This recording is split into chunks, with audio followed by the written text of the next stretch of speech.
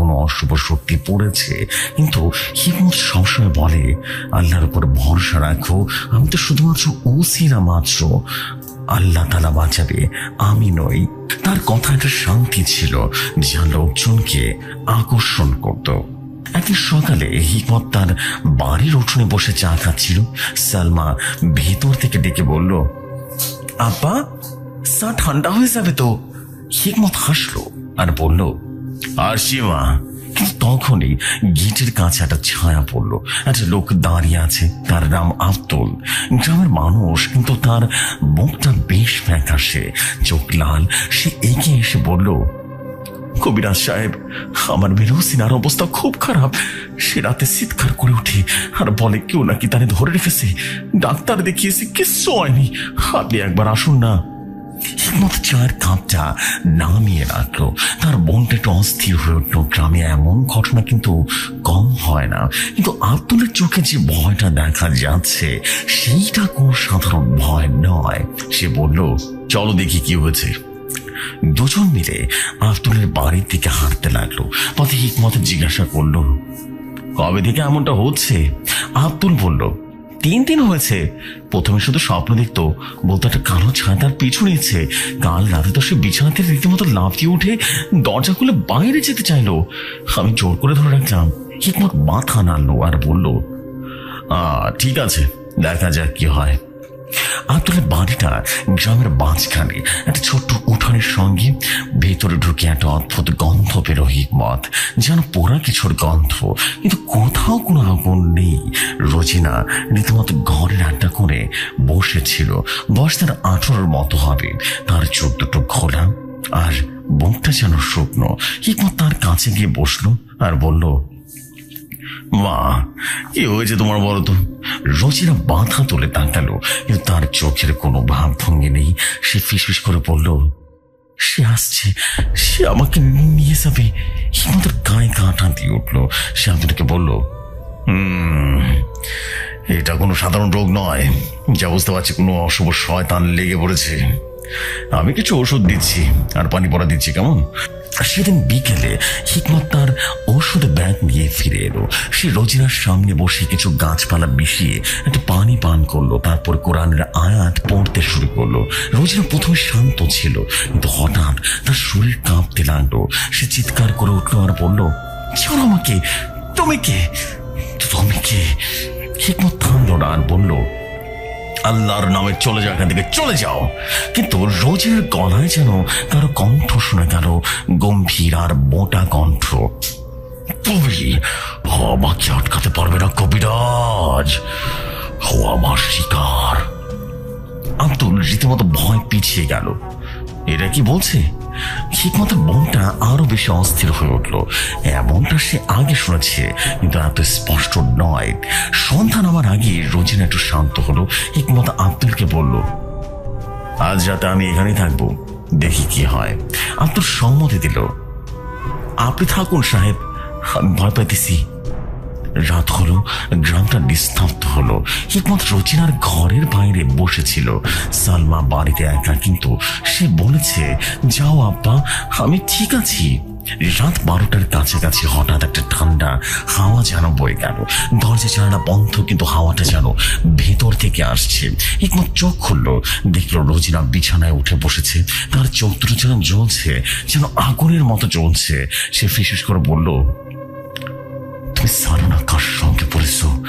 সে আসতেছে তান্ত্রিক, সে আসছে। হিকমতের হাত পা কাঁপতো না। সে আয়াত পড়তে লাগলো, কিন্তু তখনই বাইরে একটা শব্দ শোনা গেল, যেন কেউ হাঁটছে। আব্দুল যেন জেগে উঠল। কি সেটা? হিকমত বলল, শান্ত থাকো। তারা দরজা খুলে বাইরে তাকালো। উঠে একটা ছায়া দাঁড়িয়ে, লম্বা কালো কাপড় পরা। তার মুখটা যেন দেখা যাচ্ছে না, কিন্তু তার হাতে একটা ছোট্ট মূর্তি, যেন কোনো দেবতার। হিকমত চিৎকার করে বলল, কে তুমি? কে তুমি? ছায়াটা হাসলো আর গলাটা গম্ভীর হয়ে বলল, আমি সেই যাকে তোমরা শয়তান বলে ডাকো। আমার নাম কালিদাস, এ মেয়ে আমার। হিকমতের মনটা যেন ভয়ে ভারী হয়ে উঠল, কিন্তু সে দাঁড়িয়ে রইল। কালিদাস এগিয়ে এলো, তার চোখ দুটো লাল। সে বলল, তুমি কবিরাজ, তোমার ওষুধ দিয়ে কি করবে? আমার শক্তি তো অন্য।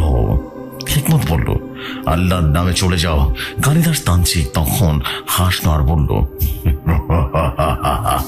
আল্লাহ, আমি তার থেকে অনেক বড় শক্তি জানি।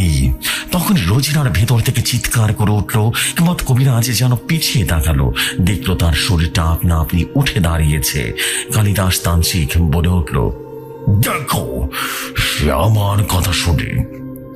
রাতটা কাটলো অদ্ভুত সব উত্তেজনায়। হিকমত পড়া দিয়ে রীতিমতো রোজিনাকে শান্ত করলো, কিন্তু কালিদাস চলে গেল না। সে উঠোনের একটা কোণে বসে বঞ্চ পড়তে লাগলো। তার বঞ্চের শব্দগুলো যেন বাতাসে মিশে যাচ্ছে একটা অদ্ভুত গুনগুনানিতে। আব্দুল বলল, সাহেব, এটা কে? গ্রামে তো এমন কাউকে দেখিনি কখনো। হিকমত কবিরাজ রীতিমতো বলল, জানি না, কিন্তু এটা সাধারণ নয়। সকালে গ্রামের লোকদেরকে বলবো, কেমন? সকাল হলো, কিন্তু কালিদাস অদৃশ্য হয়ে গেল। রোজিনা একটু ভালো, কিন্তু তার মুখে একটা ভয় যেন লেগেছিল। সে বলল, আব্বা, সে বলতেছে সে ফিরবে। হিকমত বাড়ি ফিরল। সালমা দরজা লাগিয়েছিল আর বলল, কি হয়েছে? হিকমত তখন বলল, কিছু না মা, একটা সমস্যা। কিন্তু তার মনটা কেমন যেন শান্ত নয়। সে তার ঘরে গিয়ে বসলো, কিন্তু চিন্তা করতে লাগলো, কালিদাস আবার কে? কেন এসেছে? গ্রামের গুজব উঠলো, লোকজন বলাবলি করতে লাগলো, শুনেছি এটা তান্ত্রিক এসেছে। হিকমত গ্রামের মসজিদে গেল। ইমাম সাহেব বললেন, হ্যাঁ কবিরাজ সাহেব, আমি লোকদেরকে বলবো নামাজ পড়তে, বেশি বেশি করে নামাজ কালাম পড়তে। দিন কয়েক কাটলো শান্তিতে, কিন্তু এক রাতে আবারও শুরু হলো। এবার গ্রামের আরেকজনের বাড়িতে একটা ছেলে, নাম তার জামাল, সে রাতে চিৎকার করে উঠলো আর বলল, সে আসতেছে, সে আসতেছে। হিকমতকে ডাকা হলো। সে এগিয়ে দেখলো জামালের শরীরে একই লক্ষণ। সে পানি পনা দিল, কিন্তু এবার বাইরে কালিদাস দাঁড়িয়ে। সে বলল, তুমি আমাকে চ্যালেঞ্জ করছো? এটা তোমার গ্রাম, কিন্তু আমি কিন্তু এখানেই থাকবো। হিকমত বলল, কেন, তুমি কি চাও সত্যি করে বলো? কালিদাস তখন হাসলো আর বলল, সত্যি, তোমার মতো কবিরাজের শক্তি আমাকে দুর্বল করে, আমি তোমাকে হারাতে চাই। হিকমতের মনে ভয়টা ধীরে ধীরে বাড়তে লাগলো। সে বুঝলো এটা তার সঙ্গে লড়াই করা। গ্রামের লোকজন রীতিমতো ভয় পেতে লাগলো। সালমা বলল, আব্বা, আপনি সাবধানে থাকেন। হিকমত তখন বলল, আল্লাহ ভরসা। কিন্তু রাতে সে ঘুমাতে পারলো না। বাইরে যেন কারো পায়ের শব্দ। সে জানালা দিয়ে তাকারও, দেখলো একটা কালো ছায়া গাছের নিচে দাঁড়িয়ে আছে। তার হাতে মূর্তিটা যেন চকচক করছে। হিকমতের হৃদয়টা রীতিমতো দৌড় দৌড় করতে লাগলো। পরের দিন হিকমত গ্রামের বুড়োদের সঙ্গে কথা বলল। একজন বুড়ো বলল, আমি শুনেছি সুন্দরবনে একটা তান্ত্রিক আছে, সে শয়তানের সঙ্গে কথা বলে, হয়তোবা সেই করতেছে। হিকমত তখন বলল, কেন এসেছে এখানে? বুড়ো তখন বলল, জানি না, তুমি তার সঙ্গে লড়াই করো না। কিন্তু হিকমত জানে লড়াই এখন এড়ানো যাবে না। সন্ধ্যায় কালিদাস আবার হইল। এবার হিকমত বাড়ির সামনে। সে বলল, কবিরাজ, তুমি প্রস্তুত তো? এটা আমাদের লড়াই। হিকমত দাঁড়িয়ে বলল, আমি আল্লাহর দাস, তোমার শয়তানি শক্তি আমাকে স্পর্শ করতে পারবে না। কালিদাসের চোখ জ্বলে উঠল। সে বলে উঠল, দেখা যাক। তারপর গ্রামে এক অলৌকিক অদ্ভুত ঘটনা ঘটতে শুরু করলো। রাতে কুকুরগুলো কেমন যেন ঘেউ ঘেউ করে উঠলো, যেন কেউ কিছু দেখছে। লোকজন সবে কালো ছায়া দেখতে লাগলো। হিকমত প্রতিদিন পানি পড়া দিতে লাগলো, কিন্তু তার শরীরটা কেমন যেন দুর্বল হয়ে আসছে। সালমা তখন বলল, আব্বা, রহিমকে বলে আসুক। হিকমত বলল, না মা, এটা আমার লড়াই। কিন্তু ভেতরে ভেতরে ভয়টা যেন বাড়ছিল ধীরে ধীরে। কালিদাসের মন্ত্রের শব্দ যেন বাতাসে মিশে গেছে। গ্রামটা যেন অন্ধকার হয়ে গেছে। এক রাতে হিকমত তার ঘরে বসেছিল। হঠাৎ দরজায় টোকা পড়ল। সে খুলল, দেখলো কালিদাস দাঁড়িয়ে আছে।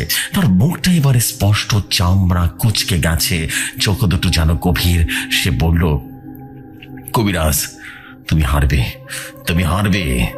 আমার শক্তি তোমার থেকে বড়। হিকমত বলল, কেন এমনটা করছো? কে তোমার অতীত? সত্যি করে বলো।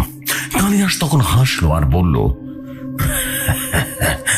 আমি সুন্দরবনে মানুষ ছিলাম, একদিন আমার পরিবার মারা গেল, আমি শয়তানের কাছে গেলাম শক্তির জন্য, এখন আমি অজয়। হিকমত কবিরাজ বললেন, শয়তান তোমাকে ধোঁকা দিয়েছে, ফিরে এসো ফিরে এসো। কালিদাস তখন বলল, দেরি হয়ে গেছে, এখন তোমার সঙ্গে লড়াই। হিকমতের মনটা কেমন যেন ভারী হয়ে উঠলো। সে বুঝলো এইটা শুধু শক্তির লড়াই নয়, একটা মানুষ হারানোর আত্মার লড়াই। কিন্তু ভয়টা এখন তার শরীরে প্রবেশ করেছে ধীরে ধীরে। রাতে সে ঘুমাতে গেল, কিন্তু স্বপ্নে দেখলো কালিদাস তার সামনে দাঁড়িয়ে আছে, হাত বাড়িয়ে। সে জেগে উঠল, ঘামে ভিজে গেছে, বাইরে যেমন কারোর হাসির শব্দ। গ্রামটা এখন অস্থির, লোকজন দরজা বন্ধ করে থাকে। হিকমত জানে লড়াইটা তো কেমন শুরু হয়েছে। সকালের আলোটা যেন আজ একটু বেশি ফ্যাকাশে লাগছে। তার কাটা গ্রামের রাস্তাগুলো যেন কুয়াশায় জমে গেছে, আর গাছপালা পাতায় শিশির ফোঁটাগুলো যেন ঝলমল করছে। হিকমত তার বাড়ির উঠোনে বসে আছে, হাতে একটা পুরনো কোরআন শরীফের কপি। তার চোখ দুটো লাল, রাতে ঘুম হয়নি। কাল রাতে ঘটনাটি তার বনে ঘুরপাক খাচ্ছে। কালিদাসের সেই গম্ভীর কণ্ঠ, তার চোখে লাল আভা, আর সেই মুহূর্তটা যেন তার সামনে এখনো দাঁড়িয়ে আছে।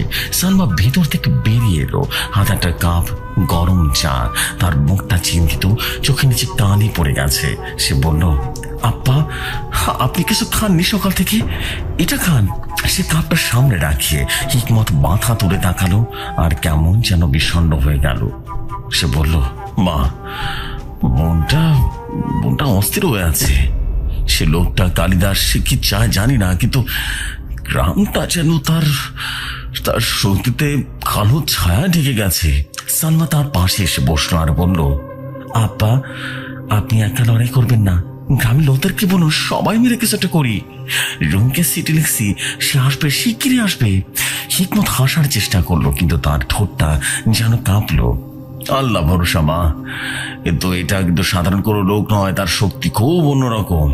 উঠোনের গেটটা কেমন যেন খুলে আব্দুল ঢুকলো, তার পেছনে আরো দুজন গ্রামবাসী। তাদের বুকগুলো যেন ভয়ার্ত, চোখে ঘুমের অভাব।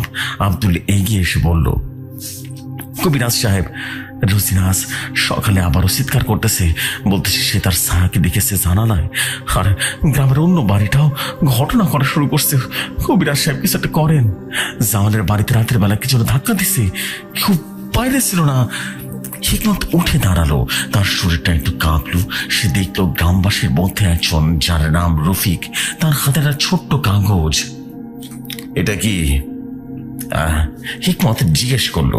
রফিক বলল, সাহেব, আজ সকালে আমার দরজায় পড়েছিল এটা। এতে কিছু অদ্ভুত চিহ্ন আঁকা আছে, আর লেখা, আমি ফিরবো। হিকমত কাগজটা নিল, তার হাতটা ঠান্ডা হয়ে এলো। চিহ্নগুলো যেন একটা প্রাচীন মন্ত্রের লাল কালিতে বা রক্ত দিয়ে আঁকা। সে মনে মনে আয়াত পড়ল, কিন্তু মনটা আরো বেশি অস্থির হয়ে গেল। এটা তারই কাজ, কালিদাস তান্ত্রিকের কাজ। আমাকে পরাজিত করতে যাচ্ছে, আমাদেরকে শক্ত থাকতে হবে। গ্রামবাসী রীতিমতো বাধা নাড়লো, কিন্তু সবার চোখের ভিতরে একটা ভয় যেন স্পষ্ট ছিল। দিনটা কাটলো অস্বস্তিতে। একমাত্র গ্রাম ঘুরে বেড়ালো, লোকদের ওষুধ দিল, পানি পড়া দিল, কিন্তু প্রত্যেকের বাড়িতে একই কথা। রাতে অদ্ভুত শব্দ, ছায়া দেখা, স্বপ্নে কালো মূর্তি দেখা। একটা বাড়িতে যেখানে বুড়ি আমিনা থাকে, সে দেখলো। সে বলল, কবিরাজ, রাতে আমার ঘরে একটা গন্ধ আসে, যেন মরা পড়ার গন্ধ, আর দরজার নিচ থেকে কারো নিঃশ্বাস শোনা যায়। হিকমত তার ঘরে ঢুকলো।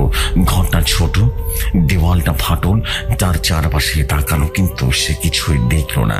কিন্তু যখন সে বাইরে বেরোলো, তার পায়ের নিচে কিছু একটা চাপা পড়লো, একটা ছোট্ট হাড়, যেন পশুর হাড়। তার গায়ে কাঁটা দিয়ে উঠলো। এটা কোত্থেকে এলো? আমিনা বলল, জানি না সাহেব, আজ সকালে দেখলাম। একমাত্র বনটা আরো বেশি ভারী হয়ে উঠলো। সে বুঝলো কালিদাস ছায়া রীতিমতো গ্রামে ছড়িয়ে পড়েছে ধীরে ধীরে। বিকেলে হিকমত কবিরাজ তার বাড়িতে ফিরল। সালমা রান্নাঘরে কাজ করছে, কিন্তু তার হাত থর থর করে কাঁপছিল। মা, কি হয়েছে? হিকমত জিজ্ঞাসা করলো। সালমা মাথা তুললো, তার চোখ রীতিমতো ভিজে আছে। হাপ্পা, হাসতে পরে আমি উঠোনে কাপড় মেলতেছিলাম, হঠাৎ একটা হাওয়া বয়ে গেল, ঠান্ডা হাওয়া, আর আমার পিছনে যেন কেউ দাঁড়ায় আসলো। ঘুরে তাকালাম, কেউ নাই, কিন্তু মাটিতে একটা পায়ের ছাপ ছিল, বড় পায়ের ছাপ। হিকমত উঠানে গেল, দেখলো সে ছাপটা গভীর, যেন কোনো ভারী পা তার হৃদয় দৌড় দৌড় করতে লাগলো। এটা তার সেখানে এসেছে। সালমা রীতিমতো ভয়ে হাতটা ধরলো। আব্বা, আমরা চলে যাই এখান থেকে। হিকমত মাথা নাড়লো আর বলল, না মা, এটা আমার গ্রাম, আমি লড়াই করব। কিন্তু তার কণ্ঠটা যেন থর থর করে কাঁপছিল।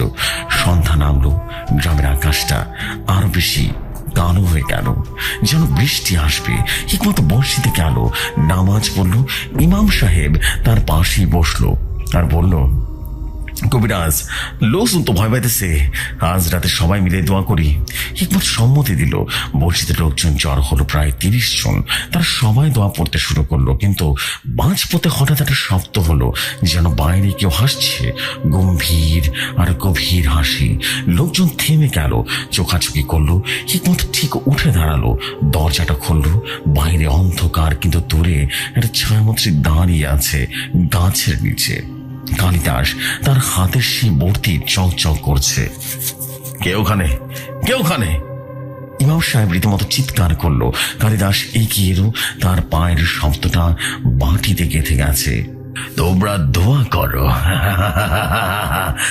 আমার শক্তি তোমাদের দোয়ার চেয়ে অনেক বড়, বুঝলে? সে বলল, কিন্তু তার কণ্ঠটা বিকৃত শোনা গেল। হিকমত তার সামনে দাঁড়ালো আর বলল, তুমি এখানে কেন? চলে যাও। কালিদাস তান্ত্রিক তখন হাসলো। তার দাঁতগুলো যেন সাদা, কিন্তু চোখগুলো টকটকে লাল। কবিরাজ, তোমার সাথে কিন্তু আমার লড়াই, তোমার আল্লাহ আমাকে থামাতে পারবে না। মসজিদের লোকজন রীতিমতো ভয় পিছিয়ে গেল, কিন্তু হিকমত দাঁড়িয়ে রইল। তোমার শয়তানি শক্তি এখানে চলবে না, চলবে না, সে বলল। এবং কালিদাস তান্ত্রিক মূর্তিটা তুলে ধরলো, আর অদ্ভুত আলো যেন ছড়িয়ে পড়ল। মসজিদের ভেতরে যেন হাওয়া বয়ে গেল, ঠান্ডা বাতাস আর একটা গন্ধ, পোড়া মাংসের গন্ধ। লোকজন চিৎকার করে উঠল। রাত হলো, হিকমত বাড়ি ফিরল, কিন্তু তার বোনটা শান্ত নয়। সালমা দরজা বন্ধ করে দিল আর বলল, আব্বা, আজ রাতে কিন্তু সাবধান। হিকমত বিছানায় শুয়ে পড়লো, কিন্তু ঘুম কেন যেন আসছে না। বাইরে বৃষ্টি শুরু হয়েছে, টিনের চালে টপটপে শব্দ। হঠাৎ একটা অন্য শব্দ হলো, যেন কেউ জানানা আঙ্গুল বোলাচ্ছে, ধীরে ধীরে স্ক্র্যাচের মতো। এবং হিকমত চোখ খুললো, অন্ধকার ঘর। সে উঠে বসলো, হৃদয় জোরে জোরে ধরাস করছে। জানালার কাছে গেল, পর্দা সরালো। বাইরে বৃষ্টির মধ্যে একটা মুখ, কালিদাসের মুখ। তার চোখ দুটো যেন জ্বলছে, মুখ হাসি হাসি। হিকমত পিছিয়ে গেল, তার হাতটা যেন কাঁপছে। চলে যাও, চলে যাও, সে চিৎকার করলো, কিন্তু মুখটা অদৃশ্য হয়ে গেল, শুধু বৃষ্টির শব্দ। সালমা জেগে উঠল। আব্বা, কি হয়েছে? হিকমত বলল, কিছু না, স্বপ্ন দেখেছি। তার গায়ে ঘাম ঝরে গেছে। পরদিন সকালে গ্রামে আরো খবর এলো, একটা গরু মারা গেছে। তার শরীরে অদ্ভুত ধরনের দাগ, যেন দাঁতের ছাপ। লোকজন জড়ো হয়েছে, ভয় কথা বলছে। হিকমত গেল, দেখলো গরুটা, তার পেট রীতিমতো ফুলে গেছে, চোখ দুটো বেরিয়ে এসেছে। এটা বিষ, একজন বলল, কিন্তু হিকমত জানে এটা সাধারণ কোনো বিষ নয়। সে চারপাশ তাকালো, দেখলো দুজন জঙ্গলের কিনারায় একটা ছায়া। কালিদাস, সে হাত তুলে ইশারা করলো, যেন ডাকছে কাউকে। হিকমতের মনটা যেতে চাইল না, কিন্তু তাকে হাঁটতে হলো। জঙ্গলে ঢুকলো, গাছপালাগুলো ঘন, আলো একেবারেই যেন কম। কালিদাস একটা পাথরে বসে আছে, তার পাশে মূর্তিটা। কেন রেখেছ? হিকমত বলল, তার কণ্ঠটা যেন শক্ত রাখার চেষ্টা করলো। কালিদাস তাকালো আর বলল, কবিরাজ, তোমার সঙ্গে কথা বলতে আমার অতীত জানো? আমি সুন্দরবনের গভীরে থাকতাম, আমার স্ত্রী আর ছেলে ছিল। একদিন বাঘ এসে তাদেরকে নিয়ে গেল। আমি শয়তানের কাছে গিয়েছিলাম, সত্যি চাইলাম, সে দিল বিনিময় আমার আত্মা। আমি এখন তার দাস। আর তোমার মতো কবিরাজ আমাকে দুর্বল করে, কারণ তোমার শক্তি আলোর শক্তি। আমি তোমাকে হারাতে চাই, বুঝলে? হিকমতের মনে করুণা হলো, কিন্তু ভয় হলো। তুমি ফিরে আসতে পারো, আল্লাহ তোমাকে ক্ষমা করবেন। সে বলল। কালিদাস বলল, দেরি হয়ে গেছে, এখন লড়াই করতে হবে, আজ রাতে দেখা হবে তোমার বাড়িতে। এই বলে সে যেন অদৃশ্য হয়ে গেল, যেন ধোয়ার সাথে মিশে গেল। হিকমতের গায়ে কাঁটা দিয়ে উঠল। জঙ্গলটা যেন জীবন্ত, গাছের পাতা শব্দ করছে। দিনটা কাটলো ধীরে ধীরে। হিকমত বাড়ি ফিরে সালমাকে বলল, বা আজ রাতে তুমি আমেনার বাড়িতে থেকো কেমন? সালমা অস্বীকার করলো আর বলল, না বাবা, আমি কোনোভাবে তোমাকে একা রেখে যাব না, আমি আমি আপনার সঙ্গে যাব। কিন্তু হিকমত জোর করলো। সালমা চলে গেল। চোখে জল। রাত নামলো, অন্ধকার গভীর। হিকমত ঘরে বসে আয়াত পড়ছে। হঠাৎ করে দরজায় ধাক্কা পড়ল। সে খুলল। কালিদাস দাঁড়িয়ে আছে, তার পরনে কালো কাপড়, হাতে বর্তি। আসুন, হিকমত বলল। তার হাতটা কাঁপছে না। কালিদাস ভেতরে ঢুকে গেল। ঘরটা যেন ঠান্ডা হয়ে গেল। সে বসল। কবিরাজ, তোমার শক্তি দেখা কেমন? হিকমত পড়া শুরু করলো কোরআনের আয়াত। কালিদাস মঞ্চ পড়তে লাগলো। তার কণ্ঠটা যেন গম্ভীর। ঘরে হাওয়া বয়ে গেল। জিনিসপত্র কাঁপতে লাগলো। হিকমতের মনে ভয়, কিন্তু সে থামলো না। কালিদাসের চোখ যেন জ্বলে উঠল। তুমি দুর্বল, সে চিৎকার করলো। হঠাৎ হিকমতের শরীরটা ভারী হয়ে উঠলো, যেন কেউ তাকে চেপে ধরেছে। সে পড়তে থাকলো, কিন্তু তার কণ্ঠটা যেন কাঁপছে। কালিদাস হাসলো। দেখো, আমার শক্তি দেখো। ঘরের দেয়ালে রীতিমতো ছায়া পড়লো, কালো হাতের ছায়া। তারা হিকমতের দিকে রীতিমতো এগিয়ে আসছে ধীরে ধীরে। হিকমতের গায়ে ঘাম, তার হৃদয়টা যেন ফেটে যাবে। আল্লাহ, এই বলে সে চিৎকার করলো। ছায়াগুলো রীতিমতো থামলো, কিন্তু কালিদাস উঠে দাঁড়ালো। হিকমত কবিরাজ, এটা তো শুধুমাত্র শুরু। এই বলে সে চলে গেল, আর ঘরটা রীতিমতো নিস্তব্ধ হয়ে গেল। হিকমত মেঝেতে পড়ে রইল। তার শরীরটা দুর্বল হয়ে গেছে। ভয় এখন তার প্রতিটা লোমকূপে জন্ম নিয়েছে। এরপর পরের কয়েকটা দিন যেন গ্রামটা নরকে পরিণত হলো। প্রত্যেক রাতে অদ্ভুত ঘটনা ঘটতো। একটা বাড়িতে আগুন লেগে গেল, কিন্তু আগুনটা নীল, আর কোনো তাপ নেই। লোকজন চিৎকার করে দৌড়ে পালালো। হিকমত গেল, পানি পড়া দিল। আগুন রীতিমতো নিভল, কিন্তু তার চোখে ক্লান্তি। আরেক রাতে গ্রামের কুয়ো থেকে রক্তের মতো জল বেরোলো। লোকজন ভয় ভয় কুয়োর দিকে রীতিমতো যায় না। হিকমত কাছে গেল, দেখলো জলটা লাল, গন্ধটা বৃষ্টি, যেন মৃত্যুর গন্ধ। সে পড়া দিল এবং সেটা স্বাভাবিক হলো, কিন্তু তার হাত কাঁপছে। কালিদাসকে দেখা যায় না, কিন্তু উপস্থিতি সর্বত্র পাওয়া যায়। গ্রামের কুকুরগুলো রাতে কেউ যেন ঘেউ ঘেউ করে, চোখ রীতিমতো লাল। একটা কুকুর হঠাৎ মারা গেল। তার মুখ থেকে কালো কালো কিছু একটা ফেনার মতো বের হচ্ছিল। লোকজন বলাবলি করে এসব তান্ত্রিকের কাজ। হিকমত বাড়িতে আসে আর বলে, সাহেব, কিছু একটা করুন। হিকমত তখন বলল, আল্লাহ ভরসা, কিন্তু বোনের সন্দেহ তার শক্তি কি যথেষ্ট? এক সন্ধ্যায় রহিম এলো শহর থেকে। তার মুখটা কেমন যেন চিন্তিত। আব্বা, কি হয়েছে? সে বলল। হিকমতের জড়িয়ে ধরে এবং হিকমত সবকিছু বলল। রহিমের চোখ রীতিমতো বড় হয়ে গেল। আব্বা, আমরা পুলিশ ডাকি? হিকমত মাথা নাড়লো। এটা পুলিশের কাজ নয় রে, এটা আধ্যাত্মিক ব্যাপার। রাতে তারা বসে কথা বললো। সালমা খাবার দিল, কিন্তু কেউ খেতে পারলো না। হঠাৎ করে বাইরে একটা শব্দ হলো। কেউ যেন খস খস শব্দ করে হাঁটছে চারপাশে। রহিম উঠলো, দরজাটা খুলে দিল। বাইরে অন্ধকার, কিন্তু বাইরের শব্দটা তখনও চলছে, যেন ঘিরে ধরেছে তাদের বাড়িটা। কে? রহিম চিৎকার করলো, কিন্তু কোনো উত্তর নেই, শুধু শব্দ হচ্ছে। হিকমত কবিরাজ বলল, সে এসেছে, কালিদাস এসেছে। তারা দরজাটা বন্ধ করলো, কিন্তু শব্দটা থামলো না। ধীরে ধীরে কেউ যেন দেয়ালে আঙ্গুল বোলাচ্ছে, স্ক্র্যাচ কাটছে। সালমান রীতিমতো ভয় থর থর করে কাঁপছে। রহিমের হাতে লাঠি। হিকমত পড়া শুরু করলো। শব্দটা কমলো, কিন্তু থামলো না। রাতটা কাটলো অস্বস্তিতে। প্রত্যেকটা সময় যেন ভয়ে বাড়তে লাগলো। পরদিন রহিম জঙ্গলে গেল কালিদাসকে খুঁজতে। হিকমত বানা করলো, কিন্তু তারপর রহিম শুনল না। জঙ্গলটা ঘন, গাছের ডালে রীতিমতো সাপ ঝুলছে, মাটিতে পাতা শুকনো। রহিম হাঁটছে, তার মনে ভয়, কিন্তু সে এগিয়ে যাচ্ছে। হঠাৎ একটা গুহা পড়ল, ছোট্ট একটা গুহা। ভিতরে আলো, নীল। সে রীতিমতো ঢুকলো, দেখলো কালিদাস বসে আছে, মন্ত্র পড়ছে, তার চারপাশে হাড়ের স্তূপ আর মূর্তিটা মাঝখানে। তুমি কে? কালিদাস বলল, তার চোখ না তুলে।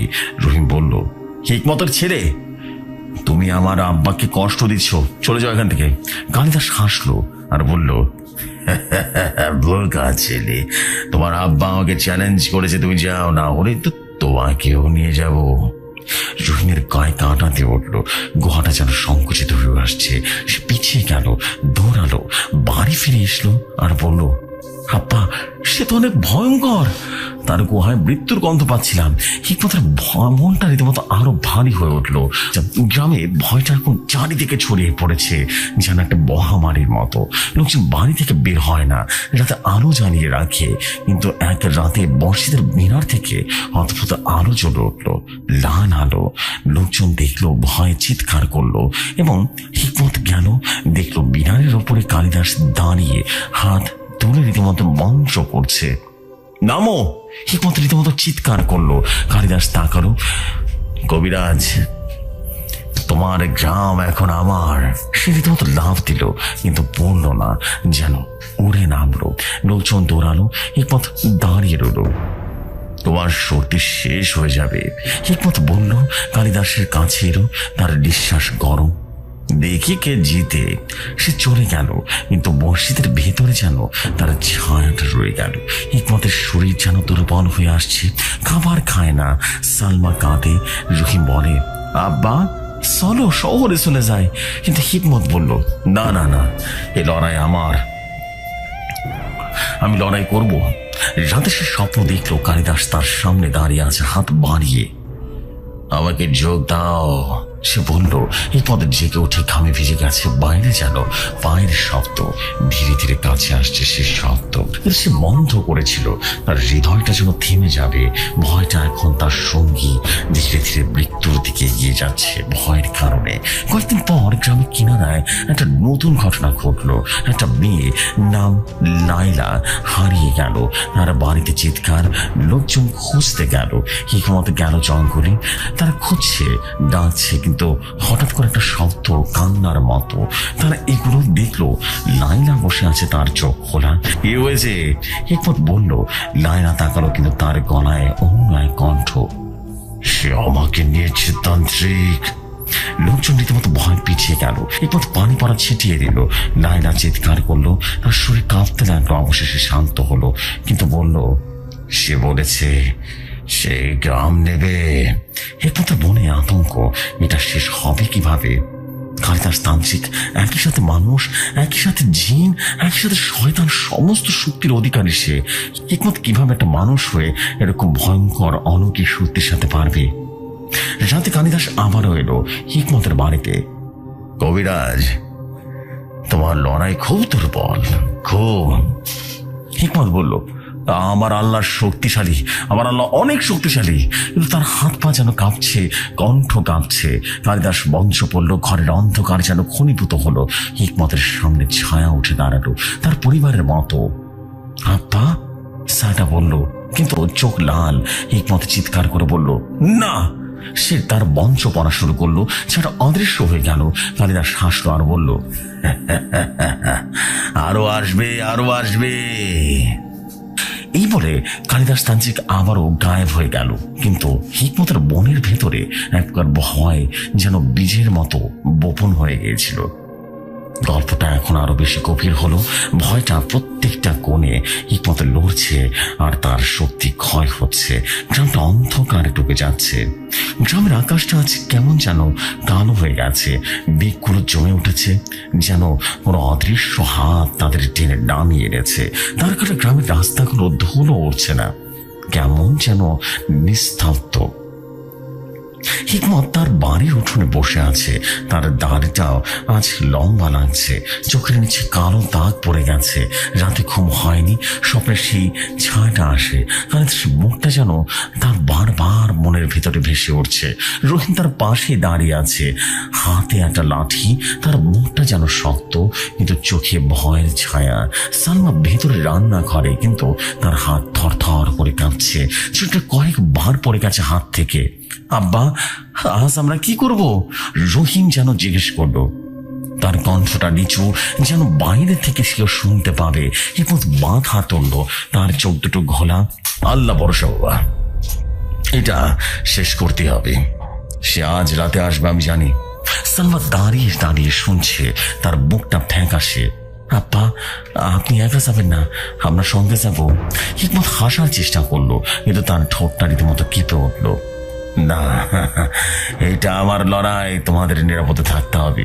কিন্তু তার মনে একটা অদ্ভুত অনুভূতি যেন কাজ করলো, যেন তার নিজের শরীরটা তার নিয়ন্ত্রণে নেই। সকাল কাটলো অস্বস্তিতে। গ্রামের লোকজন বাড়ি থেকে বের হয়নি, দরজা জানালা বন্ধ। আব্দুল এলো, তার হাতে একটা ছোট্ট ব্যাগ, ভেতরে কিছু ওষুধি গাছ। কবিরাজ সাহেব, রোজিনা সকালে আবার অজ্ঞান হয়ে গেছে। তার বুক থেকে কালো ফেনা বেরোইতেছে আর বলতেছে সে আসতেছে, সবাইকে নিয়ে নিবে। হিকমত কবিরাজ উঠে দাঁড়ালো, তার পা দুটো যেন ভারী লাগছে। চলো দেখি। তারা আব্দুলের বাড়িতে গেল। পথে গ্রামের রাস্তাটা খালি, শুধু একটা কাক যেন কা কা করে ডাকছে, যেন সতর্ক করছে। আব্দুল উঠানে পৌঁছাতে একটা গন্ধ পেল, বিভৎস গন্ধ। আরো ভেতরে ঢুকেই লক্ষ্য করল রোজিনা শুয়ে আছে, তার শরীরটা কাঁপছে থর থর করে, চোখ দুটো রীতিমতো বন্ধ, কিন্তু ঠোঁট নড়ছে। হিকমত তার কাছে এসে বসলো, হাত রাখলো কপালে, ঠান্ডা যেন বৃত্তর স্পর্শ। মা, কি হয়েছে? রোজিনা চোখ খুললো, কিন্তু তার চোখে তার নিজের কোনো ভাব নেই, যেন অন্য কেউ তাকাচ্ছে। কবিরাজ, তুমি হারবে, সে তোমার আত্মা নিয়ে নেবে, সে বলল, কণ্ঠটা গভীর কালিদাসের মতো। আব্দুল ভয় পিছিয়ে গেল। এটা কি? হিকমতের গায়ে কাঁটা দিয়ে উঠলো। সে তার বঞ্চ পড়া শুরু করলো, আর ওদিক থেকে বলল, থামো, তোমার আল্লাহ আমাদের কিছুই করতে পারবে না। দিচ্ছ না?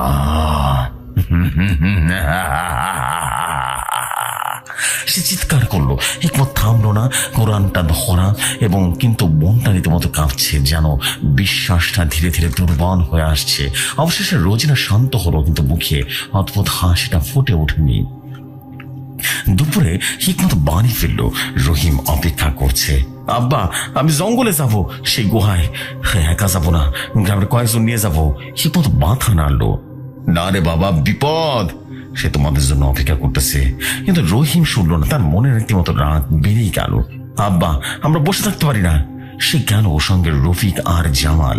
জঙ্গলটা আজ আরো বেশি ঘন লাগছে, গাছের ডালগুলো যেন হাত বাড়িয়ে ধরতে চাইছে। মাথার নিচের অন্ধকার, একটা গন্ধ সারা মাটির। তারা হাঁটছে, পায়ের নিচে শুকনো পাতা মচমচ করছে। কোথায় সে গুহা? রফিক বলল, তার কথাটা কণ্ঠটা রীতিমতো কাঁপছে। রহিম বলল, আর একটু সামনে। হঠাৎ একটা শব্দ, যেন কেউ ফিস ফিস করছে। গাছের পেছনে তারা থেমে গেল, চারপাশে তাকালো, কিছুই নেই, কিন্তু শব্দটা ঠিকই হচ্ছে। যাও, যাও না। জামালের গায়ে ঘাম। চলো ফিরে যাই। কিন্তু রহিম এগোলো না। না না না, আমি যাব। গুহাটা পেরো, ছোট্ট মুখ, ভেতরে অন্ধকার। তারা ঢুকলো, হাতে লণ্ঠন, ভেতরে হাড়ের স্তূপ, যেন পশুর কিন্তু কিছু মানুষের মতো। মাঝখানে মূর্তির কালো চোখ দুটো রীতিমতো লাল পাথরের। কালিদাস নেই, কিন্তু একটা নোট মাটিতে। রহিম তুলল লেখা, তোমরা এসেছো কিন্তু ফিরবে না। হঠাৎ গুহর মুখটা রীতিমতো সংকুচিত হয়ে আসছে, পাথর পড়তে শুরু করলো। তারা দৌড়ালো, কিন্তু জামাল পড়ে গেল। তার পায়ে কিছু চেপে ধরেছে, যেন অদৃশ্য হাত। সাহায্য! সে রীতিমতো চিৎকার করলো। রহিম আর রফিকে টেনে তুললো, কোন রকম বেরোলো, কিন্তু জামালের পায়ে দাগ, কালো দাগ, যেন দাঁতের ছাপ। তারা ফিরলো, ভয় কাঁপতে কাঁপতে। বিকেলে রহিম বাড়ি এসে সব বলল। একমত শূন্য, তার মুখটাও রীতিমতো ফ্যাকাশে হয়ে গেল। বলেছিলাম না না যেতে, সে তোমাদের সঙ্গে খেলছে। রহিম বলল, আব্বা, সে মূর্তিটা, তাদের শক্তি আছে, অনেক শক্তি, আমরা ধ্বংস করবো সেই মূর্তিটা। হিকমত মাথা নাড়ল আর বলল, না না না, সেটা তার ফাঁদ। আজ রাতে আমি একা যাব, তার সঙ্গে মোকাবেলা করব। সালমা কাঁদল আর বলল, আপা না। কিন্তু হিকমতের মনটা স্থির। সন্ধ্যা নামলো, গ্রামটা অন্ধকারে ডুবে গেল। মসজিদে আজান হলো না। ইমাম ভয় ভয় বাড়িতেই থাকলো। হিকমত তার ঘরে বসে আয়াত পড়ছে। তার মনটা কেমন যেন বিচলিত, যেন কোনো অদৃশ্য শক্তি তার চিন্তা ভাবনা টেনে নিচ্ছে। আল্লাহ, আমাকে শক্তি দাও, সে ফিসফিস করে বলল। কিন্তু তার কণ্ঠটা যেন কানে দুর্বল লাগলো। রাত হলো, বাইরে বৃষ্টি শুরু হয়েছে, ঝমঝম করে বৃষ্টি হচ্ছে, কিন্তু কোনো বজ্র নেই, নেই কোনো শব্দ, শুধু আছে অন্ধকার।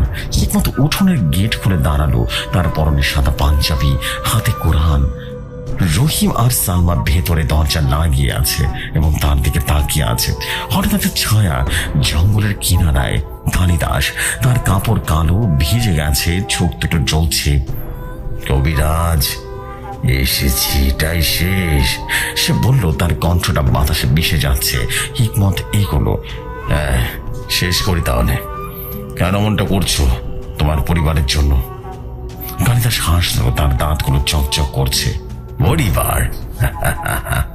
তারা গেছে, কিন্তু আমি থাকবো। তোমার শক্তি আমাকে দাও, তা না হলে গ্রামকে শেষ করে দেবো। হিকমত দেরি না করে পড়া শুরু করলো। তার মন্ত্র আয়াতের শব্দগুলো বৃষ্টিতে রীতিমতো মিশে যাচ্ছে। কালিদাস মন্ত্র পড়তে লাগলো, তার হাতের মূর্তিটা উঠলো, আর একটা আলো লাল চারপাশে ছড়িয়ে পড়লো এবং হিকমতের শরীরটা কাঁপতে লাগলো, যেন ভেতর থেকে টেনে নিচ্ছে কিছু একটা। থামো! সে যেন চিৎকার করলো, কিন্তু কালিদাস কাছে এলো। নিঃশ্বাসটা গরম, আর সে বলল, তোমার বিশ্বাস দুর্বল কবিরাজ, তোমার বোন। আমি আস্তে আস্তে পড়তে শুরু করেছি। হিকমতের মনে ছবি উঠলো, তার পরিবারের মৃত্যু, গ্রামের ধ্বংস। সে মাটিতে রীতিমতো হাঁটু গেড়ে বসলো আর বলল, না না আল্লাহ। রহিম রীতিমতো দৌড়ে এলো। হাব্বা! কিন্তু কালিদাস হাত তুললো আর রহিম উড়ে গেল। দেওয়ালে আছড়ে পড়লো। সালমা চিৎকার করলো আর বলল, ছাড়ো ছাড়ো। কালিদাস তাকালো আর বলল, তোমরা সবাই আমার হবে। হিকমত উঠে দাঁড়ালো, তার চোখে এখন রাগ। না, সে কোরআনের আয়াত পড়তেই লাগলো। কালিদাস পিছিয়ে গেল, তার মূর্তিটা কাঁপছে। তুমি না পারবে না, কালিদাস চিৎকার করলো। হিকমতে কেবল তার শরীর শক্তি ফিরে পেয়েছে। আল্লাহর নামে চলে যাও। মূর্তিটা ফেটে গেল, কালো ধোঁয়া রীতিমতো বেরিয়ে গেল সে মূর্তি থেকে। কালিদাস মেঝেতে লুটিয়ে পড়লো, তার শরীর কুঁচকে যাচ্ছে। না, আমি হারিনি, সে ফিসফিস করলো, কিন্তু তার চোখ বন্ধ হয়ে আসছে।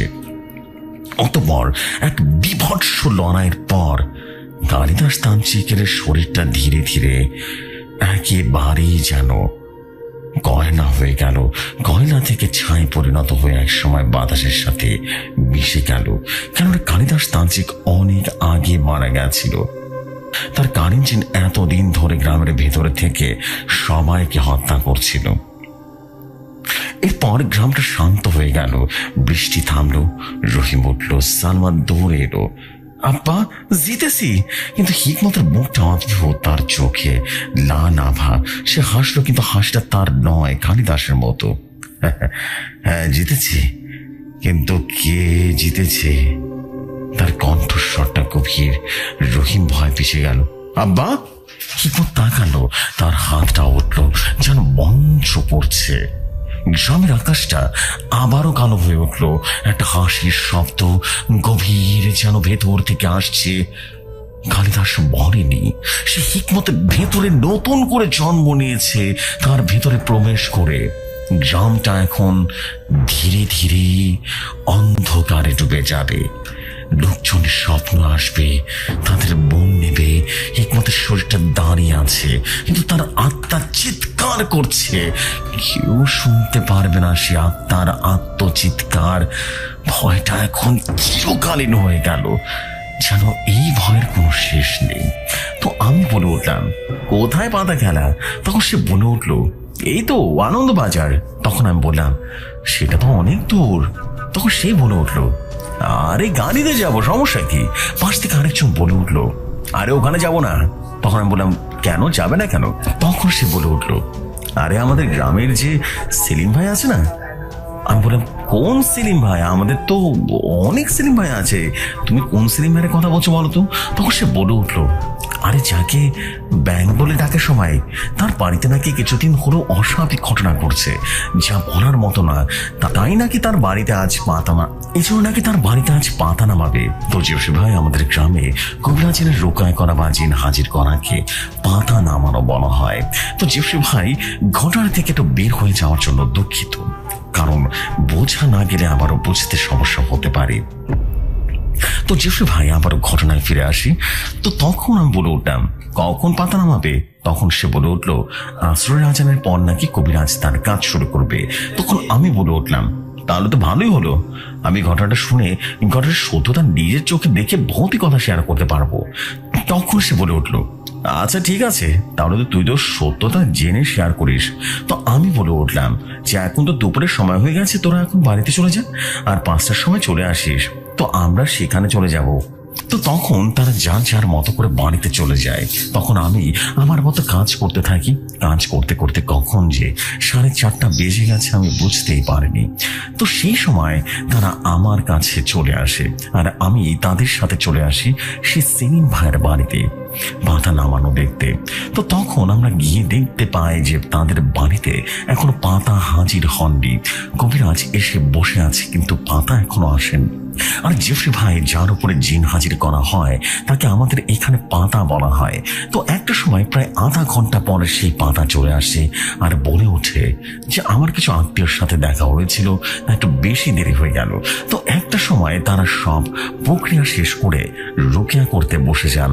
আর কি বলবো, জেফরি ভাই কবিরাজ ছিলেন একজন মহিলা কবিরাজ, আর আমি মনে হয় কখনো আমার লাইফে মহিলা কবিরাজ দেখিনি বা জিন ছাড়াতে দেখিনি। তো জেফরি ভাই আমারও চলে যায় ঘটনাতে। তো এক সময় মহিলা কবিরাজ রুকিয়া করতে বসে যান, আর সেই পাতাকে সামনে বসিয়ে আর সেই মহিলা কবিরাজ বিড়বিড় করে কি যেন বলতে থাকে। প্রায় 3 বার সেই পাতার গায়ে ফুঁক দিলেন, আর ঠিক 1 থেকে 2 মিনিটের মধ্যে সেখান থেকে সে জিনটা হাজির হয়ে যায় সেই পাতার শরীরে, আর এক লাফ দিয়ে সে মহিলা কবিরাজের সামনে চলে যান, আবারও পিছে চলে আসেন এবং নরম সুরে বলতে থাকেন আদাব, আর বললেন তার চারপাশে গোল দাগ দিতে। তো একটা সময় সে মহিলা কবিরাজ কিছু ছুরি দিয়ে গোল দাগ দিল, এবং সেই গোল দাগের মাথায় সে ছুরিটা একটু গেঁথে দিল, এবং সে মহিলা কবিরাজ বসে পড়েন তার নিজের জায়গায় আর সূরা পড়তে থাকেন। আর একটা সময় সেই পাতাটি নরম সুরে বলে উঠলেন যে আমি মিথ্যা কথা বলবো না, আর জেফরি ভাইকে মিথ্যে কথা বলতে নিষেধ করবি, আর যদি মিথ্যে কথা বলে সে কিন্তু আমার হাত থেকে বাঁচতে পারবে না।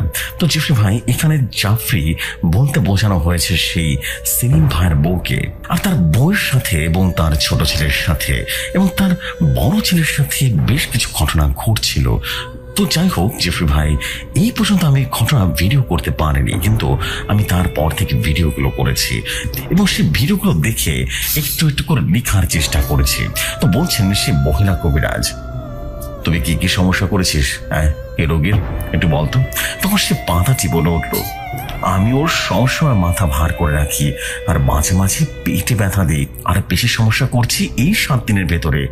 মাঝে মাঝে আমি তার সামনে যাই, আর সে আমার মতো অবস্থা দেখতে পায়, কিন্তু ঘরের আনাচে কানাচে আমি শব্দ করি, কিন্তু আমাকে দেখতে পায় না।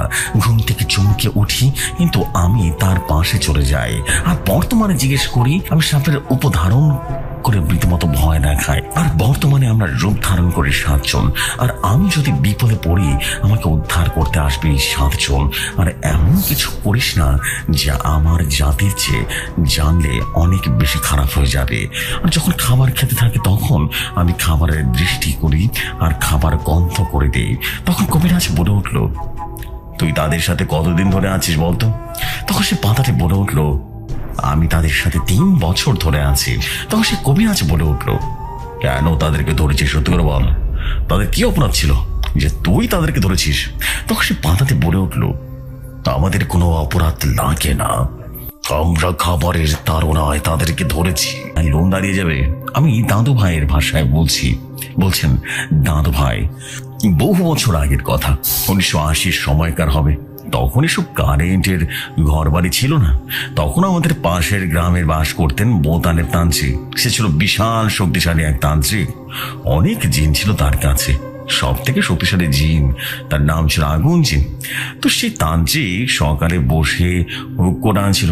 এমন সময় 2 জন লোক তাড়াহুড়ো করে তাদের সামনে চলে আসে আর বলতে থাকে, বোতালের তান্ত্রিক, আরে কারো তোমরা কি হয়েছে? মোতালেব দা, আমাদেরকে বাঁচান, আমাদের গ্রামটা একেবারে শেষ হয়ে যাচ্ছে, আমাদেরকে বাঁচান হুজুর। তখন বলল মোতালেব তান্ত্রিক, ভেতরে আসুন আপনারা। তারপর তারা ভেতরে গিয়ে বসলো। এবার বললেন, কি হয়েছে আপনাদের, নাম বলেন, তারপর কি হয়েছে আমাকে বলেন। আমার নাম স্বপন আর ও অখিল। আমরা আনন্দনগর গ্রাম থেকে এসেছি দাদা। আমাদের গ্রামের লোক ভালোই দিন কাটাচ্ছিল। সপ্তাহ দুয়েক আগে এক তান্ত্রিকের আবির্ভাব ঘটে, তার নাম অমল তান্ত্রিক। তিনি আমাদের গ্রামে কিছু লোক ডেকে নিয়ে আসে, বলেন যে এই গ্রামে খারাপ ছায়া আবির্ভূত হয়েছে। আমি গ্রামে পাড়াতেই বুঝতে পেরেছি। এখন আপনারা যদি চান তাহলে আমি এই সমস্যার সমাধান করে দিতে পারি। তখন গ্রামের সব মানুষ বলল, অমল দাদা আমাদেরকে বাঁচান। আসলে গ্রামের কেউ বুঝতেই পারেনি যে সে একজন কালো জাদুকর হুজুর। অমল তান্ত্রিক তখন তার ঝোলা থেকে 10টা তাবিজ বের করে দেয় আর বলে এটা গ্রামের চারপাশে পুঁতে দিতে। তারপর আমার কাছে সন্ধ্যার সময় আসুন। আমি বট গাছের নিচে বসে আছি। তখন তাবিজ নিয়ে গ্রামের চারপাশে পুঁতে দিয়ে আসলো কিছু যুবক। তারপর সন্ধ্যার সময় সবাই বট গাছের নিচে চলে আসে। তারপর অমল তান্ত্রিক মোমবাতি জ্বালিয়ে বিড়বিড় করে কিসব যেন মন্ত্র পড়ল আর বলল, আজ থেকে আপনারা মুক্ত। গ্রামবাসী খুশি। পরের দিন সে অমল কবিরাজ বা অমল তান্ত্রিককে কোথাও দেখা যায়নি। 3 দিন খুব ভালোই কাটছিল, কিন্তু 3 দিন পর ঘটলো এক বিপত্তি। তখন সন্ধ্যা হয়ে গেছে। এমন সময় শোনা যায় রমেশ কাকার 8 বছরের ছেলেকে খুঁজে পাওয়া যাচ্ছে না। রমেশ কাকা চিল্লিতে গ্রামবাসী রীতিমতো এক হয়ে খোঁজা শুরু করলো, কিন্তু কোথাও খুঁজে পাওয়া গেল না। সকালবেলা রমেশ কাকার ছেলের অর্থ খাওয়া লাশ পাওয়া গেল বটতলার নিচে। রমেশ কাকা তার ছেলের এই নমস্যক লাশ দেখে পাগল হয়ে গেলেন। এদিকে গ্রামবাসীও রীতিমতো চিন্তায় পড়ে গেল। তারপর রমেশ কাকার ছেলে লাশ দাহনের জন্য করা হলো। সবাই যার যার মতো করে বাড়ি ফিরে গেল। আর ওই রাতে বিমল ভাইয়ের এক ছেলে নিখোঁজ হয়ে গেল। সবাই খুঁজে তাকেও পেল না। সকালবেলা ঠিক এইভাবেই তার লাশ পাওয়া গেল। এবার গ্রামবাসী বেশ চিন্তায় পড়ে গেল, কি করবে বুঝে উঠতে পারছিল না। পরের দিন রাতে কিছুই হলো না, কিন্তু গ্রামবাসী সবাই স্বপ্নে দেখলো যে কালো একটা অবল তাদের সামনে পেছনে আরো 100-এর বেশি অবব তার অনুসরণ করে দাঁড়িয়ে আছে। আর সামনে অবগুলো বলে উঠল, তোরা সবাই মরবি, সবাই আমাকে চালান করা হয়েছে। এই বলে বিকট ভাবে হাসি দিল মোতালেব দাদা। এই স্বপ্নটা গ্রামের সবাই দেখতে পায়। তারপর থেকে শুরু হয় মৃত্যুলীলা। প্রতিদিন একটা করে মানুষের মরদেহ পাওয়া যায়। মোতালেব দাদা আমাদেরকে বাঁচান, প্লিজ বাঁচান। সবই তো বুঝলাম, ঠিক আছে আপনারা যান। আমি আমার বন্ধু চিনকে ডেকে আগে বিষয়টা জেনে নিই, তারপর সন্ধ্যার সময় আপনাদের গ্রামে আসবো, কেমন? এরপর মোতালেব তান্ত্রিক তার বন্ধু আগুন চিনকে স্মরণ করলো। হঠাৎ করে বিদ্যুতের গতিতে আলোক রশ্মি ঘরে প্রবেশ করলো আর বলল, কি মোতালেব বন্ধু, কি হয়েছে, আমাকে কেন ডাকলি? তখন সে মোতালেব তান্ত্রিক সবকিছু করে বলল। সবকিছু শুনে আগুন চিন বলে উঠল, মোতালেব একটু সময় দাও বন্ধু, আমি সবকিছু খোঁজ নিয়ে তোমাকে জানাচ্ছি। এরপর মোতালেব তান্ত্রিক অনেক সময় ওয়েট করে, কিন্তু আগুনের কোনো সারা শব্দ নেই।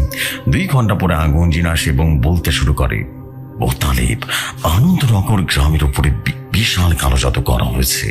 ওই তান্ত্রিক 24 জিনের বাদশা সহ 100 জিনকে গ্রামে চালান করা হয়েছে। বন্ধু মোতালেব তুমি যাও, আমি ওই সৈন্যদের সবসময় তোমার পাশে আছি। আর মোতালেব শোনো, তুমি তোমার শরীরটা বন্ধ করে নাও আর মাথা ঠান্ডা করে কাজ করবে। ঠিক আছে তুমি যাও, আমি সময় মতো চলে আসবো। মোতালেব সবকিছু গুছিয়ে সন্ধ্যার সময় রানা হলো এবং গ্রামের কাছে যেতেই মোতালেব অবাক হয়ে গেল। কি অদ্ভুত অবস্থা গ্রামের। বড় হচ্ছে মৃত একটা গ্রাম, পাখির কোনো ডাকে নেই, আলো রীতিমতো ঢুকছে না, ঘুট ঘোড়া অন্ধকার। গ্রামের পাড়াটা রীতিমতো মনে হচ্ছে একটা অদ্ভুত অনেকগুলো চোখ তার দিকে তাকিয়ে আছে। তখন মোতালেব তান্ত্রিক কিছু দূর যেতে এসে দেখলো স্বপন সহ সকল গ্রামবাসী তার জন্য অপেক্ষা করছে। মোতালেব তখন বলল, আর কোনো চিন্তা নেই, শয়তানের পতন আজ নিশ্চিত হবে। তারপর মোতালেব বলল, আমাকে সেই বটতলাটা নিয়ে চলুন তো। গ্রামবাসী সহ সবাই তাকে নিয়ে গেল সে বট গাছের কাছে। হঠাৎ করেই মোতালেব তান্ত্রিকের শরীরটা কাঁটা দিয়ে উঠলো। সে দেখে বট গাছ থেকে কম করে হলো 100 জোড়া চোখ তার দিকে রাগান্বিত তাকিয়ে আছে। এইটা দেখে মোতালেব বেশ ভয় পেয়ে গেল। ঠিক তখন তার কানের কাছে এসে আগুন জিন বলে উঠলো, মোতালেব তুমি কি করছো? তাড়াতাড়ি গোলবৃত্তের কাছে যজ্ঞ করা শুরু করো। এই কথা শুনে মোতালেব তান্ত্রিক গোলবৃত্ত করলো এবং একটাতে গ্রামবাসী আর এটাতে মোতালেব নিজে বসলো। তারপর বৃত্তের চারপাশে 4টা মোমবাতি ধরিয়ে মাঝখানে যজ্ঞের আগুন জ্বালিয়ে দিল। যজ্ঞের আগে মোতালেব তান্ত্রিক তার বন্ধু জিন পিশাচ জিনের বাচ্চাকে ডেকে নিয়ে আসে। এই সময় আকাশ মেঘ গর্জন করা শুরু করে গেল। টর্নেডো ঝড়ের মতো ঘুরতে ঘুরতে মোতালেব তান্ত্রিকের সামনে চলে আসে আর বলে, মোতালেব, তুমি আমাকে কি জন্য ডেকেছ আমি জানি। গ্রামের চারপাশে 10টা তাবিজ কোথা আছে, সেগুলো নষ্ট করতে হবে। ওকে বলো, তুমি চিন্তা করো না, আমি যাচ্ছি। এই বলে সে চলে গেল। পিশাচ তারপর মোতালেব যজ্ঞ করা শুরু করে দেয়। প্রায় 1 ঘন্টা পর তুমুল ঝড় শুরু হয়ে চারপাশে রীতিমতো অন্ধকার হয়ে গেল এবং হঠাৎ করে বিকট হাসি দিয়ে মোতালেব তান্ত্রিকের সামনে চলে আসে খবিশ জিনের বাচ্চা। এবং খবিশ জিনের বাচ্চা তখন আমার চোখ দিয়ে আগুন বেরোচ্ছিল, সারা শরীর রীতিমতো বিশাল বড় বড় লোক। মোতালেব তান্ত্রিক কখনো এমন ভয়ঙ্কর রূপ আগে কখনো দেখেনি। বিকট হাসি দিয়ে বলে উঠলো, কে রে মোতালেব তান্ত্রিক, এমন ভয়ঙ্কর রূপ আগে কখনো দেখিসনি তাই না? জানার বাচ্চা, তোকে মারতে এসেছিস, আমাকে মারতে এসেছিস, সাহস কেমন হয়? মোতালেব তখন বলল, কেন এসেছিস সেই গ্রামে মানুষের নির্মম ভাবে কেন মারছিস, সত্যি করে বল। খবিশ জিনের বাচ্চা বিকট একটা হাসি দিয়ে উঠলো আর বলল, এই মানব জাতি মোতালেব, জানার বাচ্চা, আমি কি তোর গোলাম? তোকে কৈফিয়ত দিতে হবে। শুধু এতটুকু জেনে রাখ, আমাকে সহ 100 জিনকে চালান করা হয়েছে, আর যে চালান করেছে তাকে আমি মেরে ফেলেছি। এবার তোকে মরতে হবে, তোর মাংস খাবো। তারপর খবিশ জিনের বাচ্চা সব জিনকে স্মরণ করলে মোতালেব তান্ত্রিক চারপাশে রীতিমতো ঘিরে ফেললো। কি ভয়ঙ্কর দেখতে সব জিন, কালো পা, রীতিমতো লম্বা হয়ে মাথাটা বড় হয়ে গেছে। এটা দেখার পর আমি আমার বন্ধু জিন রীতিমতো স্মরণ করলাম। হঠাৎ করে আকাশ পাতাল মাটি থেকে কেঁপে উঠলো, বিদ্যুৎ চমকাতে থাকলো আর সামনে আসলো আগুন। আজ আমি আগুনকে দেখে রীতিমতো হতভম্ব হয়ে গেছিলাম। সে কি ভয়ঙ্কর দানবের রূপে আমার সামনে এসে হাজির হয়েছে। সারা শরীরে রীতিমতো আগুনের গোলা বেরিয়ে আসছে, চোখ দুটো রীতিমতো জ্বলন্ত কয়লার মতো। আমি মাথা উঁচু করে তাকিয়েছিলাম। তখন আগুন জিন বিদ্যুতের গতিতে ঝাঁপিয়ে পড়ে খবিশ জিনদের উপরে একটা করে ধরছে আর শরীর থেকে মাথাটা আলাদা করে ফেলছে। সে ভয়ঙ্কর দৃশ্য প্রায় 70টা জিনকে 1 মিনিটের মধ্যে মেরে ফেলে। তখন খবিশ জিনের বাচ্চা আগুন জিনের বুকের উপর রীতিমতো সজোরে একটা লাথি মারে। আগুন জিন ছিটকে পড়ে যায় আর খবিশের বাচ্চা বলে ওঠে, মোতালেব তান্ত্রিকের চামচা, তোর এত বড় সাহস, তুই আমার শরণার্থীদের এভাবে মেরে ফেলছিস, এখন আমি তোর মাথা ছিঁড়ে খাবো। তখন আগুন জিন বলে উঠল, কার মাথা ছিঁড়ে খায় আবার বোঝা যাবে। খবিশ জিনের বাচ্চা সহ বাকি জিনগুলোর উপরে ঝাঁপিয়ে পড়লো। তুমুল যুদ্ধ শুরু হলো এবং আগুন একাই সবার সাথে যুদ্ধ করলো। আমি যেন হতভাগ হয়ে তাকিয়ে দেখছিলাম। এমন ভয়ঙ্কর যুদ্ধ আমি কখনো আগে দেখিনি। এ সময় হঠাৎ করে বাটি কাঁপতে থাকলো। আমি দেখলাম ভয়ঙ্কর রূপে পিশাচের বাচ্চা চলে এসেছে। আমাকে দেখে বলে উঠলো, তাবিজ সব নষ্ট করে দিয়েছি। এই বলে আগুন জিনের সাথে পিশাচের উপরে তোমাকে ঝাঁপিয়ে পড়লো। বিশাল যুদ্ধ শুরু হয়ে গেল। এক এক করে সব খবিশের জিনকে মরতে থাকে। খবিশের বাচ্চা দুর্বল হয়ে ঠিক তখনই আগুন জিন তার গলাটা চেপে ধরে, এক টান দিয়ে রীতিমতো ছিঁড়ে ফেলে এবং তার মাথা কামড় দিয়ে রীতিমতো খেতে থাকে। ভয়ঙ্কর এক দৃশ্য। তো গ্রামটি অভিশাপ মুক্ত হলো। আগুন পিশাচও তখন ভয় পেয়ে চড়ে গেল। তখন মোতালেব বলে উঠলো, বন্ধু, তোমাদের এমন ভয়াবহ রূপ দেখলে তো ভয় পাবোই। এরপর আগুন এবং পিশাচ জিন রীতিমতো বিদায় নিল। মোতালেব তান্ত্রিক গ্রামবাসীকে বলল, আপনারা এবার বিপদ মুক্ত। ভোরের আলো ফুটে উঠেছে। বহুদিন পর গ্রামে শান্তি ফিরে এসেছে। গ্রামের সবাইকে তো কথা জানালো। এখন মোতালেব তান্ত্রিক বাড়িতে চলে আসলো। তো দাদু ভাই, শুনলে তো ভয়ঙ্কর ঘটনা। হ্যারিতে কিছু লেখালেখি করছে। আমি মোবাইলের ফেসবুক দেখতে দেখতে কখন যে ঘুমিয়ে পড়েছি বুঝতেই পারিনি। সকালে যখন আমার ঘুম ভেঙে যায় তখন আমি লক্ষ্য করি যে কমলাপুর রেল স্টেশনে চলে এসেছে। আমি যখন ট্রেন স্টেশন থেকে নামতে যাব তখন দেখি ওখানে মহিলার ডায়েরিটা পড়ে আছে। ডায়েরিটা হাতে নিয়ে মহিলাটা খোঁজার চেষ্টা করলাম, কিন্তু কোথাও পেলাম না। পরে আমি ডায়েরিটা নিজের সাথে করে আনি। তারপর ফকিরাপুল একটা হোটেলে উঠে ফ্রেশ হয়ে ঘুমালাম। সন্ধ্যাবেলা বাইরে থেকে চা খেয়ে রুমে আসি। রুমে যখন বসি তখন হঠাৎ করে ডায়েরিটা দিকে রীতিমতো নজর গেল। ডায়েরিতে কোনো পরিচয় লেখা আছে কিনা সেটা দেখবার জন্য ডায়েরিটার পাতা খুললাম। হঠাৎ করে নজরে পড়লো একটা গল্পতে। সত্য কথা বলতে প্রিয় ভাই, গল্পটা পড়ে আমার অনেক ভালো লাগলো। পরে ডায়েরিটা শেষ পৃষ্ঠায় মোবাইল নাম্বারটা দেখে আমি কল করলাম। যখন ফোন রিসিভ করে তখন আমি বুঝতে পারি এটাই সে মহিলা যিনি আমার সাথে ট্রেনে ভ্রমণ করছিল। পরে ঠিকানাটা নিয়ে ডায়েরিটা ফেরত দিয়ে আসি। ঠিক যখন চলে আসবো তখন আমি ওনাকে বললাম, আপনার ডায়েরিতে যে ঘটনার লেখা আছে ওটা আমি পড়েছি, এর জন্য আমি দুঃখিত। তিনি তখন বললেন, আরে না না বাবা, ঠিক আছে। আমি বললাম, আচ্ছা আমি কি ঘটনাটি কোথাও শেয়ার করতে পারি? তখন উনি একটু ভেবে নিয়ে বললেন, পারো, কিন্তু আসল নাম স্থান কাউকে বলবো না বাবা। আমি বললাম, আচ্ছা ঠিক আছে। আবারও আসি ডায়েরিতে কি লেখা ছিল সেই বিষয়টা নিয়ে। ডায়েরিতে যেভাবে লেখা ছিল সেভাবে লিখছি। বাংলাদেশের একটি শহর থেকে একেবারে এক কালো জাদুকরের বাসায় রেড লাইট দিল পুলিশ। বাইরে থেকে দেখলে মনে হবে এলাকার আর 10টা সাধারণ মানুষের মতো এই বাসা। কিন্তু দরজা খোলার সাথে সাথে সবাই বুঝে যাবে যে বাসায় স্বাভাবিক বলে কিছুই নেই। ভেতরে ঢুকতেই পুলিশের গা গলিয়ে বমি আসলো ভয়ঙ্কর দুর্গন্ধে। পুরো বাসাটা যেন একটা আবর্জনার খানা এবং তান্ত্রিক টাইপের হাবিজাবি জিনিস দিয়ে রীতিমতো বাসা ভর্তি। তাবিজ, কবচ, দড়ি, বোতল, মরা প্রাণীর মৃতদেহ, অংশবিশেষ এবং মলমূত্র সহ সব ছড়িয়ে ছিটিয়ে আছে। এই বাসায় কোনো সুস্থ মস্তিষ্কের মানুষ থাকতে পারে? পুলিশ এই কালো জাদুকর মহিলাকে গ্রেফতার করলো। তার বাসা থেকে বাজেয়াপ্ত করা জিনিসগুলোর উপর ইনভেস্টিগেশন শুরু করলো। কালো জাদুর সাহায্যে এই মহিলা অনেক মানুষের ক্ষতি করেছে। প্রেগন্যান্সি নষ্ট করা, স্বামী স্ত্রীর ভিতরে রীতিমতো বিচ্ছেদ শুরু করে দেয়া, কোনো কিছু বাদ নেই। ইনভেস্টিগেশন করার সময় পুলিশ অদ্ভুত একটা জিনিস আবিষ্কার করলো। একটা পার্টিকুলার মহিলার উপরে অসংখ্যবার কালো জাদুর চেষ্টা করা হয়েছে। বিভিন্ন বোতলের ভেতরে কাগজের উপরে তার নাম লেখা, তার ছবির উপরে বিভিন্ন রকমের আঁকিবুকি করা। এতবার এই মহিলার নাম লেখা উপকরণ খুঁজে পেয়েছে যে বাধ্য হয়ে পুলিশ কালো জাদুকরকে জিজ্ঞেস করেছে, কেন এতগুলো উপকরণ একজন মহিলার নাম লেখা? কালো জাদুকর মহিলা তখন বললেন, আমি মেয়েটার উপর কালো জাদু করার জন্য দুনিয়ার কোনো চেষ্টা বাকি নেই যা রাখিনি, অথচ কিছুতেই আমি কালো জাদু দিয়ে তাকে কিছুই করতে পারিনি। এই মেয়েটি আপন খালা আত্মীয় তাকে কালো জাদু করার জন্য আমাকে অনেক টাকা দিয়েছে, অথচ আমি যতবার আমার জিনদের তার বাসায় পাঠিয়েছি ক্ষতি করার, ততবারই ফেরত এসে আমাকে বলেছে, আমরা তো এই বাড়িতে কাউকে দেখতে পাইনি, ক্ষতি করার মতো কোনো মানুষকে দেখতেই পাই না। সুবহানাল্লাহ, যে মেয়েটার উপরে কালো জাদু করার এত চেষ্টা করা হয়েছে সে আদৌ কি নিরাপদে আছে কিনা এটা নিশ্চিত হওয়ার জন্য এবার পুলিশ মেয়েটাকে সরাসরি ফোন দিল। মেয়েটাকে সমস্ত ঘটনা বলে বলল পুলিশ। সে তো ভীষণ অপ্রস্তুত। সবকিছু শুনে তাকে জিজ্ঞেস করলো, এই যে এতবার আপনার ক্ষতি করার চেষ্টা করা হয়েছে, আপনি কি কিছু টের পেয়েছিলেন? উত্তর ভদ্র মহিলা যা জবাব দিলেন তার শুনে সবার হাত পা ঠান্ডা হয়ে যায়। তিনি বলেন, জি, মাঝে মাঝে সন্ধ্যার পরে আমার মনে হতো ঘরে জানালার উপরে বাইরে থেকে সজোরে বাতাস দিয়ে আঘাত করার চেষ্টা করছে।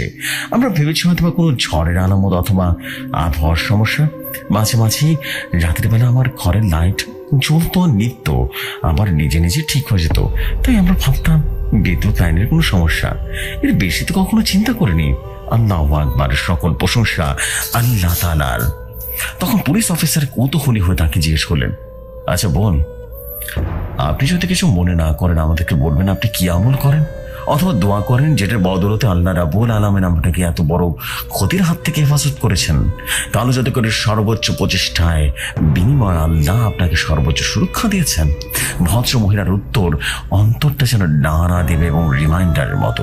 তিনি শেয়ার করলেন, কখনো সকাল বা সন্ধ্যায় জিকির আজকর বাদ দেন না, অর্থাৎ আয়াতুল কুরসি, সূরা ফালাক, সূরা নাস, সূরা ইখলাস, এসব থেকে মাসনুন দোয়ার আমলগুলো সকালে একবার এবং সন্ধ্যায় একবার তার কখনো মিস হয় না, আলহামদুলিল্লাহ। সেই সাথে তিনি সূরা বাকারা পাঠ করেন, কোরআনের সাথে পর্যাপ্ত সময় কাটান এবং আরো কিছু বিশুদ্ধ সুন্নাতি দোয়ার লিস্ট তিনি পুলিশ অফিসারকে দেন। সূরা ইয়াসিন তেলাওয়াত করতেন। সূরা ইয়াসিনের 9 নম্বর আয়াত তেলাওয়াত করলে শয়তান দেখে না, শয়তানের চোখ নাকি অন্ত হয়ে যায়, যেগুলো তিনি নিয়মিত আমল করেন।